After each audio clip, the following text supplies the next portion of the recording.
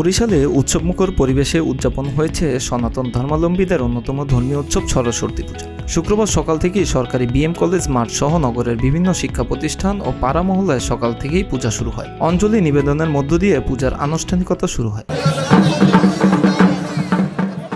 বিদ্যাদেবী সরস্বতী বন্দনার মধ্য দিয়ে সরকারি বিএম কলেজ মাঠে প্রায় 25টি মণ্ডপে এই আয়োজন করা হয়। সকাল থেকেই দেবীর পায়ে অঞ্জলি নিবেদন করতে শিক্ষার্থীরা উপস্থিত হন। ওই সময় শিক্ষার্থীদের বই, খাতা, কলম নিয়ে ক্যাম্পাসে আসতে দেখা যায়।